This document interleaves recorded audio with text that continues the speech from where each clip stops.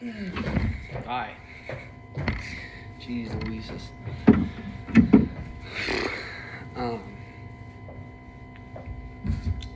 So far today I've walked 5. I'm walking another 5. Mostly flat.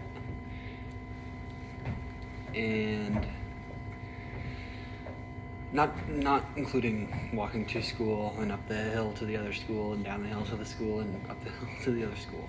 So in total I've probably walked closer to 12, we'll say 12. I did just eat a really good dinner though, which I'm excited to talk about body composition and how I've kind of made a drastic switch, just preparing for this event, for this walk.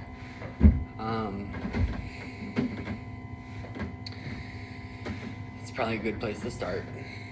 So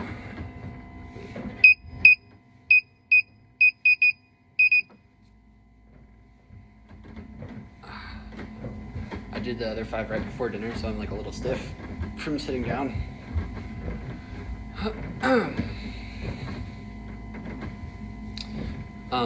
Usually the type of workouts I do are super high, well, they're high intensity, but they're high volume. And so, while sometimes I am in the gym for 4 hours, it's like I'm doing compound exercises or lifts that are putting a lot of strain on my central nervous system in a very short amount of time, rather than exercises that are putting in, it's like those videos of guys who hit the nail perfectly on the head. That's like a deadlift, right? Like you just knocked your CNS right into place. That there's your posterior chain done for the day, done for the week, and then this walking journey I know is going to be a lot different. Let's turn this up.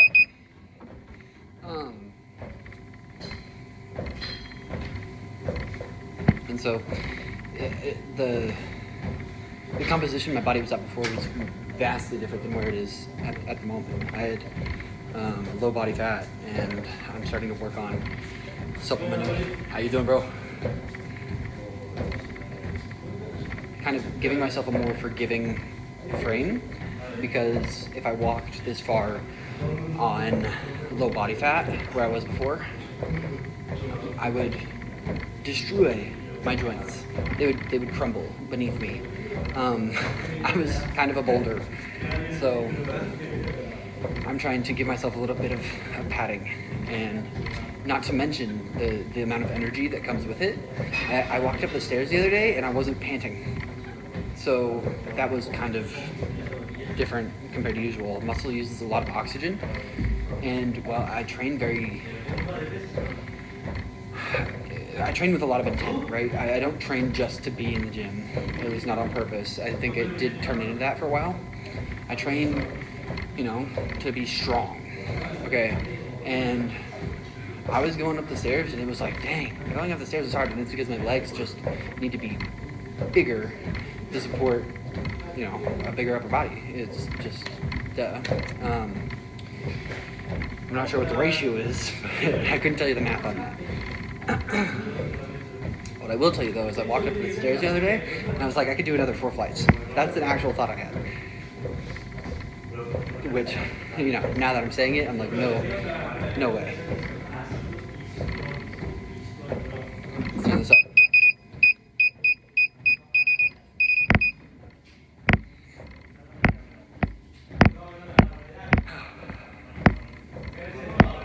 Hi, I see someone joined. I'm currently walking. I'm just talking about, we might have some music going on in here. I'm talking about how my body composition is changing in preparation for the 460 kilometers that I'm walking starting December 16th.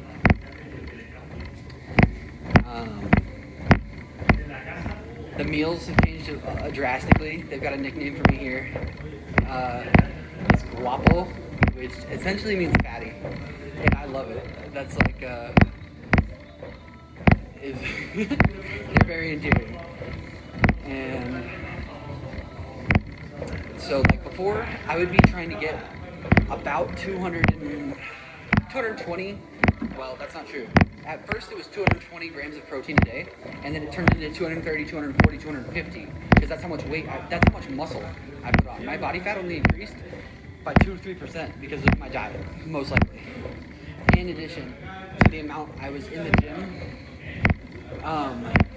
it just was like, it was very effective, it was efficient.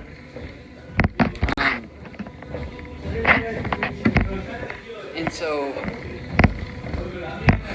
now it's switched completely. I've actually been pescatarian now for like 2 weeks, right?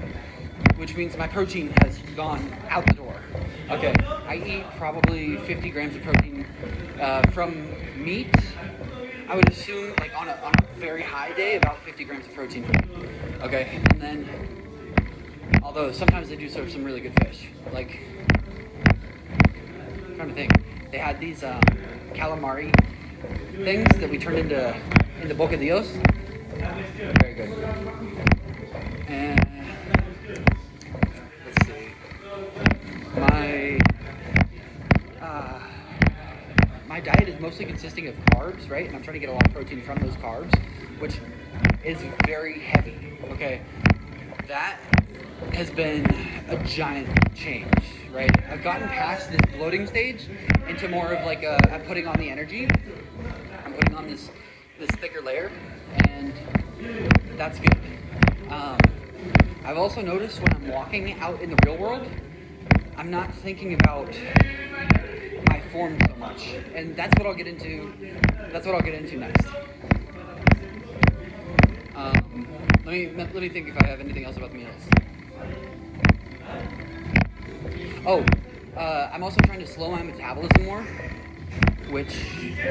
so I eat a little faster and I eat less often. So like that kind of helps me. I don't know. I haven't noticed a giant shift in how I feel, like food-wise, but I do feel like I'm fuller. Before, when I was eating all that amount, oh my god, I would wake up hungry in the middle of the night. I had to bring food to my room. Like, I had to bring 2 pears and an orange and an apple every night. And it was just because I had this system that was constantly running through fuel, okay? And that's the metabolism part, I'm pretty sure.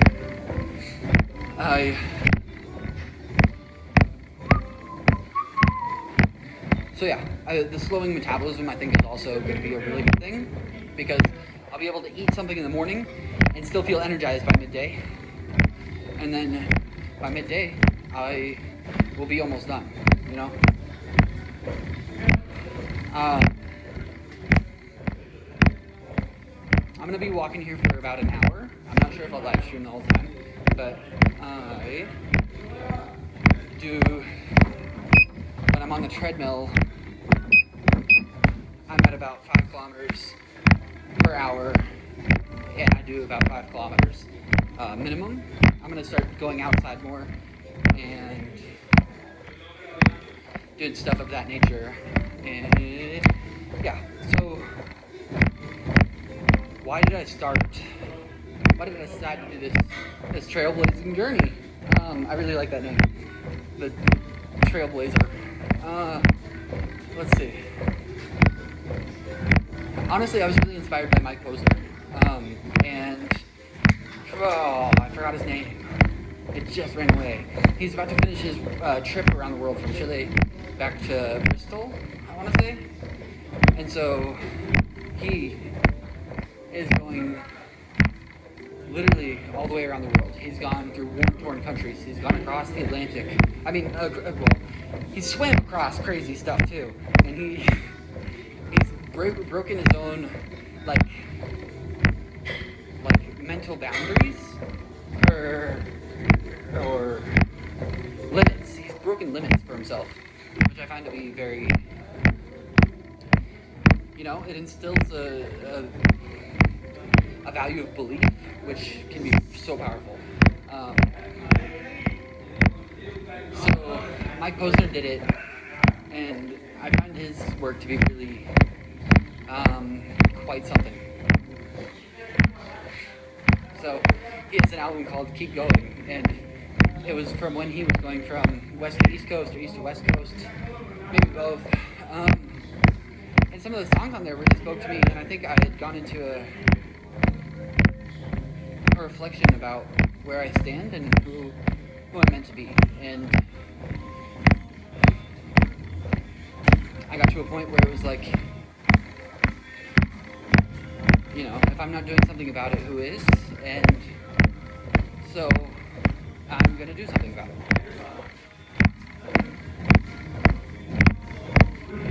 And so that's why I'm walking from my dormitory in Spain to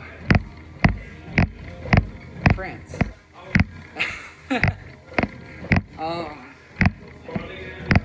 It should be absolutely crazy. I won't be camping, although that sounds even more fun, honestly. But I think it'll be, you know, there's a lot of power in learning from others, and I think it'll be such a cool journey. I think I'll be able to learn from the people I come across, and I think that they'll be able to pick up so much from me on just the level of CRPS. You know, like, this is something so many people haven't heard of, and to come through somebody they've never seen before with something they've never heard of, that's not very common in today's landscape. So I'm going to bring my story with me and collect as many stories as I can, because that's really, I think, the beauty of the traveling.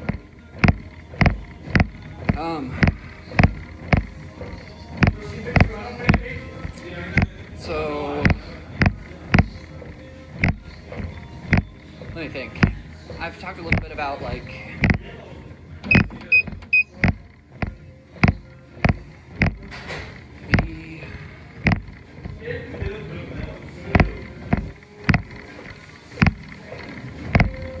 I do miss lifting weights. I haven't been lifting weights. Like, it's been a full switch for me.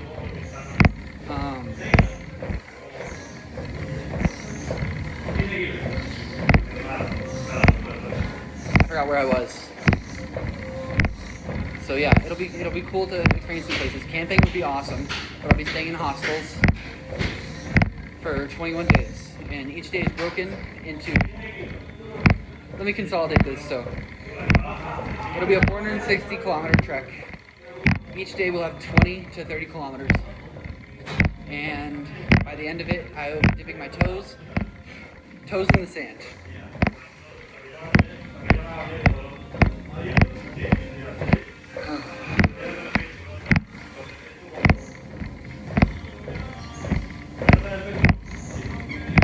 And I'm really thankful I get to do this.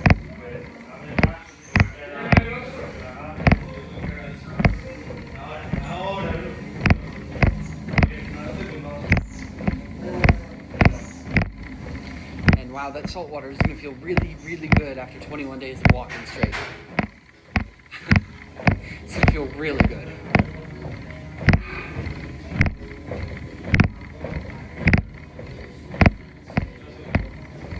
So, based on just what I'm thinking about, you know, if I'll probably stop after this kilometer. I want this walk to be kind of a space for everybody with CRPS, you know? Like, it's a community that sits under a lot of pressure, right? Breaking out of a statistic category is very difficult. And so, back to that thing I said, if I'm not going to do something about it, who is? And so, I want this to be where we come together and share ideas and explore, like, ourselves. Like, what do we want for our past self, our future self, our current self? All of this reflection that we so often aren't afforded the opportunity to get because we're sitting in a hospital waiting room, because, you know, it's it's difficult to find a space where people are able to breathe. So here is the CRPS Awareness Trek. It's a working title. What was it? The Trailblazer CRPS Awareness Trek. 460 kilometers. Learning about CRPS, the community, and each other. And I hope to see you guys every step of the way. Maybe not every step, because that would be like 600,000 steps. But, you know, I'll be there for you every step of the way. So come join me, and we can walk a little bit, talk a little bit, and we're going to see the mountains. We're going to see Cercadia, which I have been to before, not on purpose necessarily. I went up, got lost on a train, got kicked off the train, met a beautiful white horse. Maybe not, I named the horse Pretty. Pretty was not that pretty, but very spiritually endearing, you know. So there was Pretty. We're gonna go meet Pretty. I hope that I looked at the route, and I'm pretty sure I walked right by where I stopped that day. We're gonna go through Cercadia, the Basque Mountains, Segovia, Sleeping Beauty's castle. Literally unreal. That's literally fantastical. That's fantasy. So that means we've got mountains, castles. We might see a dragon.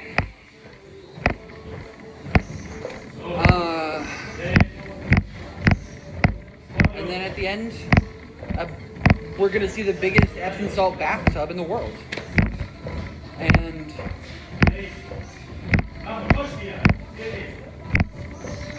I can't wait.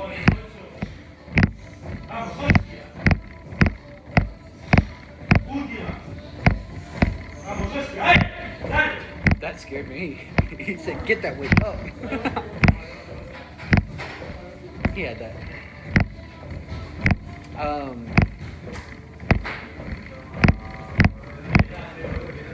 Whoever's watching, you should send a message so I can think of what to talk about next.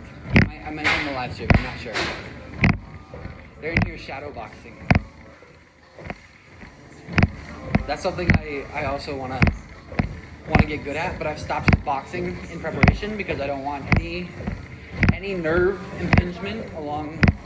I sound like a baby. I do. I sound like a little baby. My nana would be like, "Come on, Patrick, you're being a baby." But no, I want my wrists to be clear of any blockages or fascia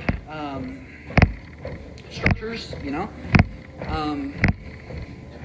Just because an inconsistency up here could mean an inconsistency down there. And my ankles, now that I think about it, structurally walking, I don't know, between my knees and my ankles, like probably my hips then, like what's the most important? And so I'm trying to take care of it all.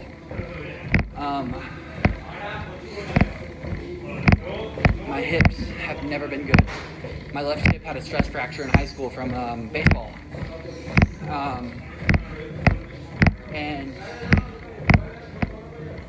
you know, I'm...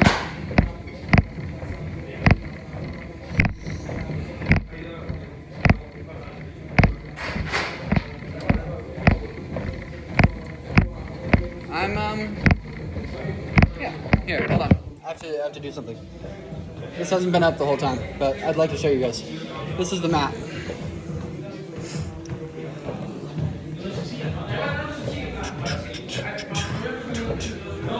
And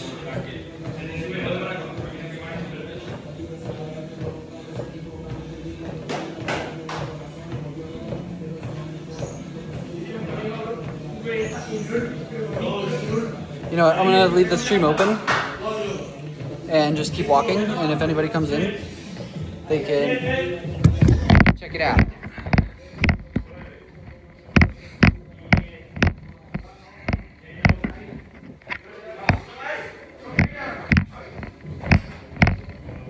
There we go.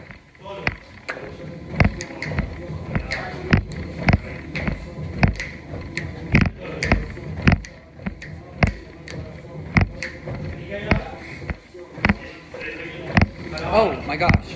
I wrote to Santa, guys. And I told him I was going on this journey. And I got a message from Santa that he was sending me presents early. So I'm definitely live streaming that day.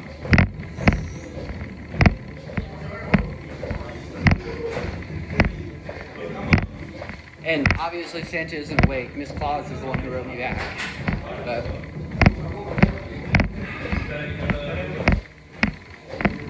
this isn't the first time she did it either. Back when I was 8 and in the hospital, I wrote Santa and I said, you know, it would mean the world to me, Santa. Minecraft was a really big thing at the time, like the biggest thing at the time. And all I wanted to do while I was sitting in that hospital bed was play some Minecraft, right? And so I wrote to him and I told him how desperate I was to play Minecraft. And he wrote back and he said, I don't have a problem with that. And he actually came to visit me in the hospital with a computer to play Minecraft. I know, crazy. I walk backwards on the treadmill sometimes, but I'm gonna do some, like I said,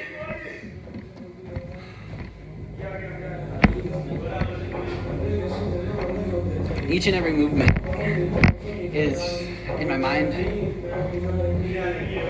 It's a lot. Biomechanics are a big thing in pitching for baseball. And in physical therapy, biomechanics. It's just hand in hand. But riding down the mound is very similar to like curving the shoe against the ground, right? You can, and if you do it right, you don't even feel yourself bobbing. It's almost, you can relate a lot of stuff to baseball. I was gonna say it's like when you're in the box, you don't want your head to move, or when you're finishing, you don't want your head to move, but you can walk so still, and if you add twist, take away twist, you can keep your line centered. It just feels like you're gliding, or maybe floating along. That's after days of being on the treadmill though. And this is something I've been thinking about day after day.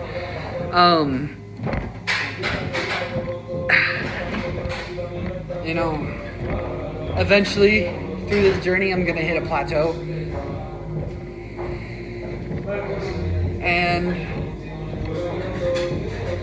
getting through that is gonna be such a butt kicker, right? It's a whole different beast to tackle than just picking up a 500 pounds, which is crazy, but it's not the same. You know, like you have to break through you grind up, you break through, and you stand proud right there, and then you're done. But it's a very like internal rather than external thing. This, I think, the self-reflection is much more a piece of it. You have to be strong here in order to be strong out there. In the gym, I think you just have to be strong here, honestly. I honestly feel like that might be why injuries happen in the gym so much, is because people aren't strong mentally. They're just strong doing whatever, this, that, the other. Maybe they're not thinking about what they're doing, and so that's where the injuries come in.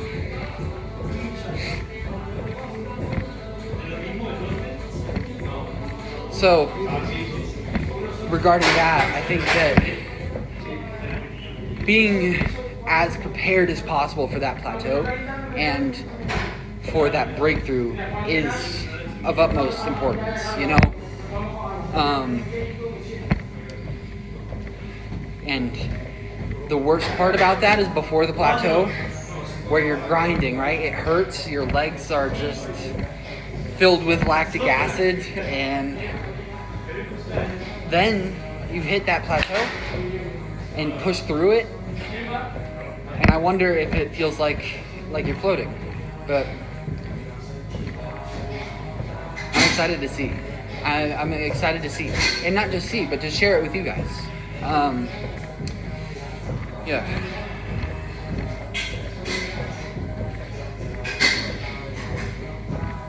Like I was saying, a big piece of this is keeping my legs strong, having padding, all that. So I've been working on my legs sometimes. I've hit one leg workout, one killer leg workout. It was basically the same as I would have done before when I was powerlifting. Boy, my calves hurt after that. And you want to know what I think it was? Is because I'm doing these kinds of workouts, the lactic acid doesn't move the same kind of way, and so it stayed sitting there and just ached. When I was doing those big workouts, I didn't hurt that often, even when I was going on a surplus of weight, okay? I didn't hurt that often, and I was seeing massive growth. I was tearing the muscle, I was seeing massive growth, right? But I was not hurting like I hurt after that workout. My calves were barking. Yeah. Woo. So, for me, something I think about is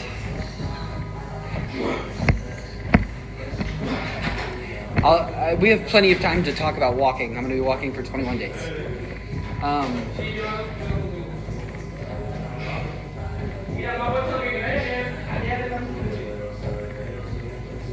Maybe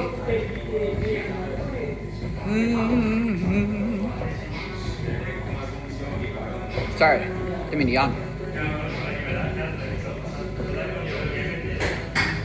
Yep. Let's go. He's happy.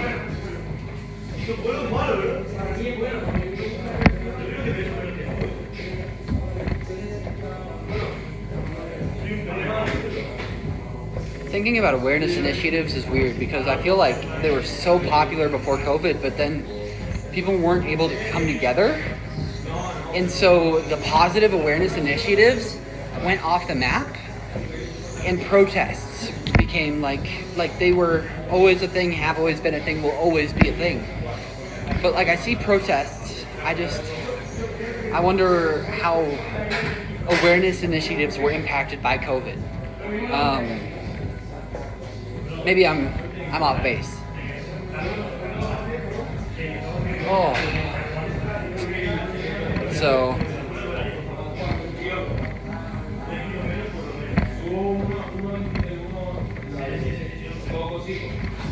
yeah.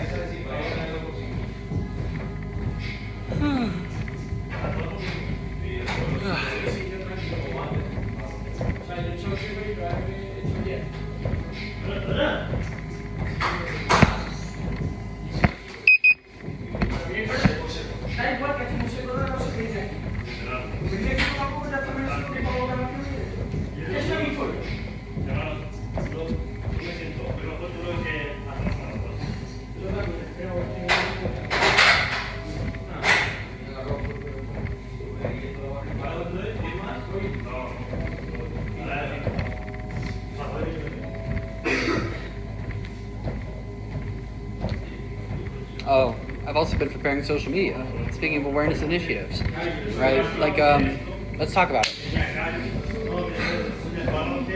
Me gusta la camiseta. Yeah. So, the podcast, the Instagram, connecting, from Conquer CRPS, the RSDSA, to Burning Nights, to the SDRC nonprofit out here in Spain. I would love for Ferocious Fighters to be the place where, kids don't have to grow up and not know where to go. Because there are girls in the UK who think that there's one doctor. Or, it's just to be able to be better connected is a very vital thing. And I'm really hopeful that ferocious fighters can have a big impact on that. We were talking about how the pressure sits on the statistic, and getting out from under that rock, you know, it's just going to be like it's going to be a very big mission, and to bring everybody together. Like, but the bigger that community grows, especially like internationally, I think the more cohesive things get, the more constructive we are, the more people can have coherence about their diagnosis. They aren't just slapped with this super label, given a diagnosis where it's like, ugh, you know? No, because you get this diagnosis, you get this super label about yourself, and so many unconstructive things that you previously thought aren't confirmed, but they aren't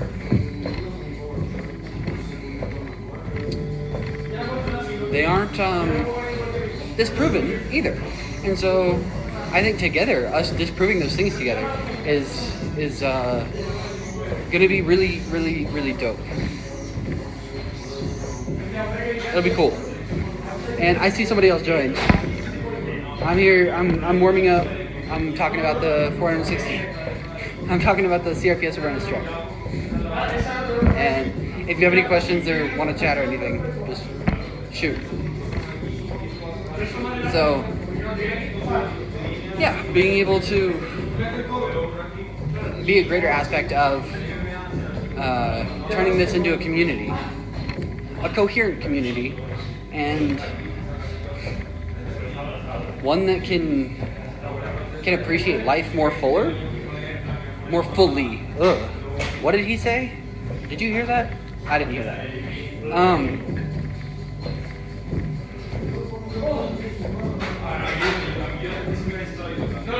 But being able to appreciate life more fully, and with a sense of purpose for each and every person. And a lot of this has been me, you know, I was talking about how I was inspired by Mike Posner, but the reality is I'm also inspired by myself. Us with invisible illness, and especially mobility denying invisible illness, it creates this disbelief of like self, this imposter syndrome, right? We cannot believe we're in that hospital bed. We can't believe we're in that wheelchair. We can't believe we're walking again. You know, I was on the treadmill, and while I can focus on my form, while I can focus on my posterior chain, while I can focus on going heel to toe, figuring out in my head, really understanding the fact that I'm really walking right now. This is where I am. I'm here, right? In the moment, walking.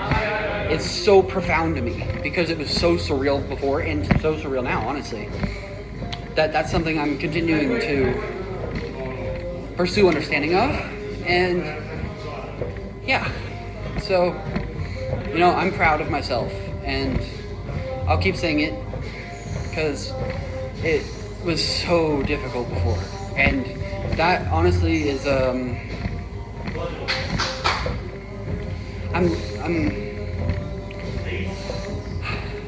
it's a battle because I have to remind myself where I was to where I can get to. I have to remind myself where I was to understand who I am now, to know that I can get there. I can do this. And it turns into,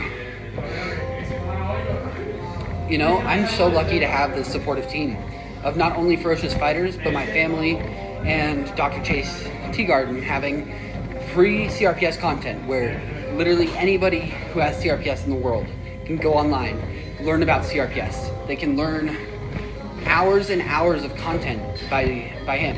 There's Dr. Tracy in Idaho who has experienced from stem cell therapy to spinal cord stimulators to literally what I find to be the epitome of CRPS to a hyperactive nervous system through a defunct issue, right? As defunct is the wrong word. Through a spasming toe is what it is. And so a hyperactive nervous system through what shouldn't be overreacted about turned into lifelong journeys. And that was, I'm doing a couple different things here, hearing a couple different soundtracks. My ADHD can't even keep up. But I have to say that those supports are what's going to keep me strong in this journey. And I think spreading their good word, spreading their missions is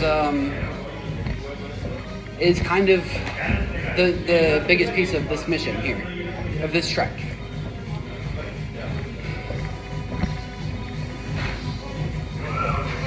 And, a little bit more about them because they're awesome people.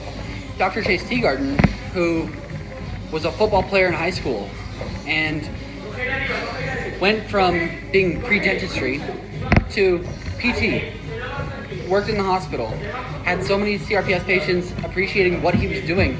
Now he runs the window pane. And I have to watch this. This is intense. They're actually doing a really good job. That's pretty killer. He's doing shoulder press and there's a guy in his face.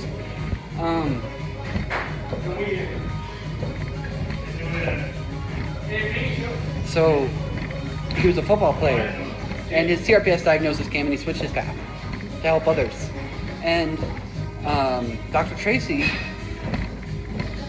she, I think, has an angle on this that is unappreciated in some aspects, but can be such a determining factor in so many people's journey. And so both of them are just amazing. I could not speak higher about either of those people. Literally, I just, because I don't have the words.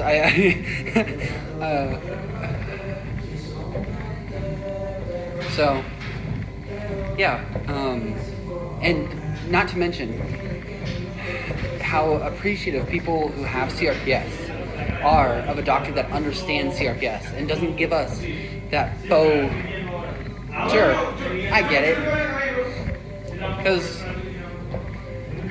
I don't know how many people understand, and that's something I'm going to be reflecting on, because a hyperactive nervous system is, it's hyperactive senses, I guess. It's something to think about, and I think everybody's perception of it differs, and I like to think about that a lot, but I think, quite frankly, I've talked for about 40 minutes. That's how long our interviews run. So, on that note, I'd like to thank anybody watching with CRPS, anybody watching who is learning alongside a first responder, or anybody who is just tuning in. Thank you for watching, and if you are interested in donating, this is, let me make sure. I'm going to get our QR code up.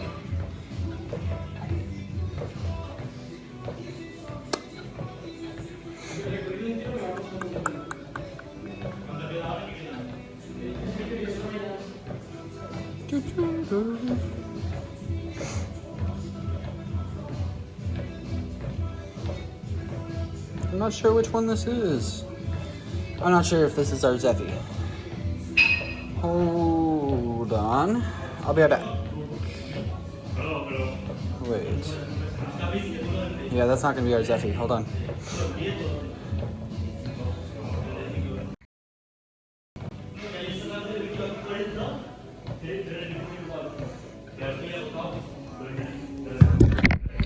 I hope I'm still connected.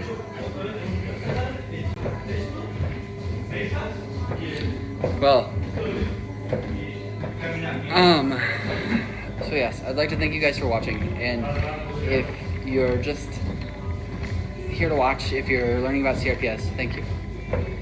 If you would like to donate, help our cause, help connect those with CRPS,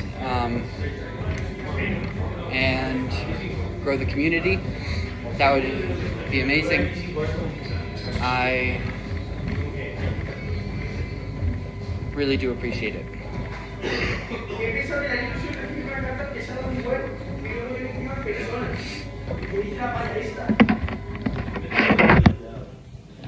I will talk to you guys later and see you somewhere along the way.